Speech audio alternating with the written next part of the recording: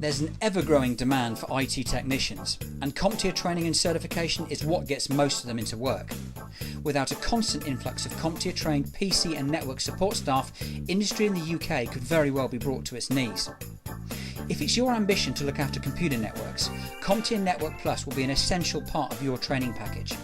This qualification also leads on to well-paid positions, and it can prepare you for the Microsoft networking qualifications, such as the MCSA or MCSE. If you're new to the industry, your training package should really start at the A+ level. CompTIA A+ computer training covers 4 specialised areas, and you need to pass exams in 2 of these to be considered A+ competent. Because of this, most colleges only offer 2 of the training options. But we think this is selling you short. Sure, you can pass the exam, but having experience of all 4 will give you a distinct advantage in industry, where you'll need to know about all of them. Once on the A+ training programme, you'll learn how to build, fix and repair computers and how to work in anti-static conditions. You'll also cover fault finding and diagnostic techniques through hands-on and remote access. Let's be honest, individual job security really doesn't exist any longer. Most companies will get rid of workers if things get tight. But if your skills and qualifications are in an expanding marketplace, then you're in the right environment for true job security. Where there's a shortage of trained professionals, you'll always find companies looking for the right people.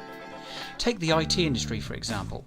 The last eSkills survey showed there was a skills gap of around about 26%.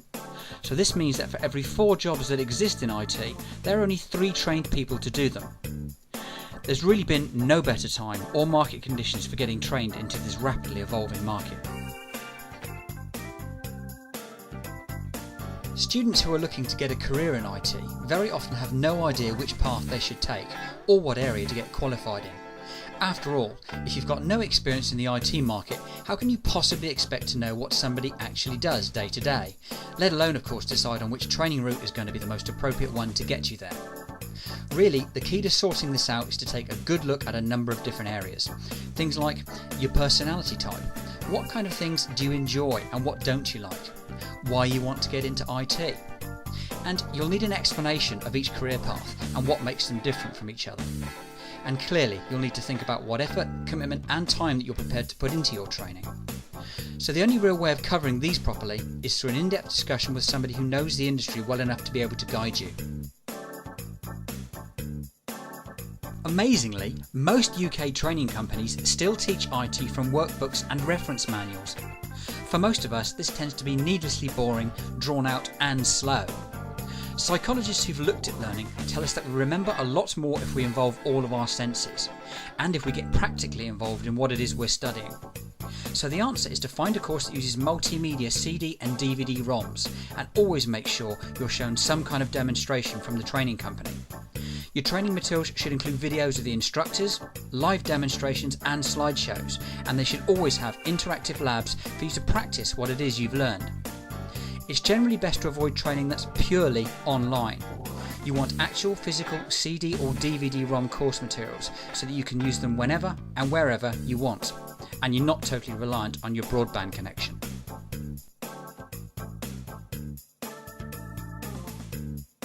Having full support really is critical with many technical programs, but unfortunately most companies only give office hours or extended office hours support. Very few of them go late into the evenings or at weekends. So find training where you can receive help 24/7 at any time of day or night. And make sure it's direct access to the tutors, not just some messaging system, because it'll slow you down if you have to keep waiting for calls back during office hours. Only true 24/7 round-the-clock live support really delivers for proper technical certification. You'll find that in-centre workshop days are often sold as a big benefit by many companies. But if you talk to most of the students who've used them, they'll tell you the opposite's true. You've got all that travelling, for instance, multiple trips and often hundreds of miles, and the classes are normally Monday to Friday, which means taking 2 or 3 days off work all the time. Well, if you've only got 20 days holidays a year, using half that on training doesn't leave much for you. And don't forget the extra costs of travelling and accommodation either. Sometimes this runs into hundreds and even thousands of pounds extra. And maybe you'd like to work at your own pace, or maybe you want to keep your training private so there aren't any repercussions at work. And how do you honestly feel about asking questions in a class full of other people? All these reasons and more are why it's much simpler to watch and learn from pre-filmed classes, taking them when it's convenient for you and not someone else. You can redo the modules as many times as you want, and there's no need to take notes because you've already got the lesson. Quite simply, you'll save time, hassle and money. Always look for authorised exam preparation materials as part of any technical training package. It's very easy to get thrown by practicing exam questions that don't come from official sources. Often, the way questions are phrased can be quite different, and you need to be ready for this. And always test your understanding with quizzes and simulated exams before you take the real thing. You'll be far more confident and much more likely to pass. Offering exam guarantees is a popular sales gimmick at the moment, but if you examine the small print, you'll find out what's going on. Obviously, the exams aren't free, you are paying for them. They've just been included in your package price, which means of course that you're paying for them up front. Now you should know that a lot of profit is made by companies charging their exam fees at the start, and then hoping that you won't take them all. And they also control when and how often you can take that exam. They'll only allow a retake once they're completely satisfied that you're going to pass, otherwise they're losing that extra profit.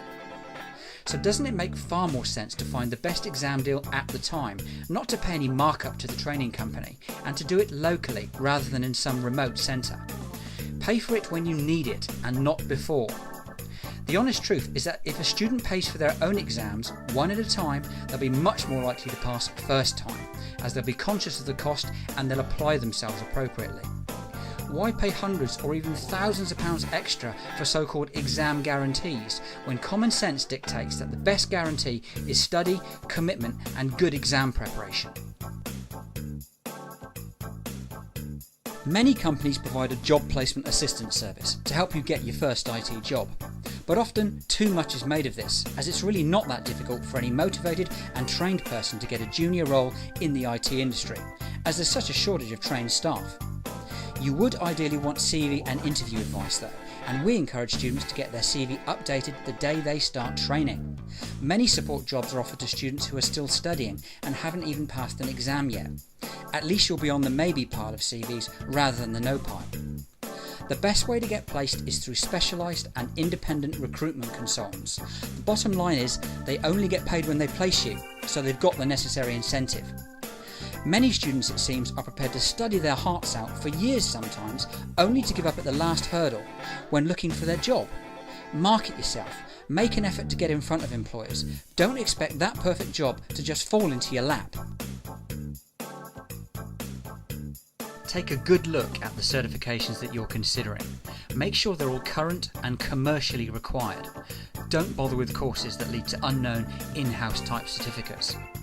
Only the fully recognised accreditations from the major players like Microsoft, CompTIA, Adobe and Cisco are really going to mean anything to employers. One question that often comes up is why should we get commercial certification rather than traditional academic qualifications that you get through schools, colleges or universities? Well, essentially industry recognises that gaining the proper accreditation from the likes of Microsoft, CompTIA, Cisco or Adobe is far more effective and specialised, saving both time and money. Commercial certification concentrates on the actual skills that are required, together with an appropriate level of background knowledge, rather than going into the depths of background detail that academic courses can often get bogged down in. The bottom line is, recognised IT certification provides exactly what an employer needs. It says what you do in the title. For example, the Microsoft Certified Professional Qualification in Windows XP Administration and Configuration. So, an employer just needs to identify exactly what they need and what certifications will fulfil that need, which of course makes it much simpler for them, and that's why they prefer it.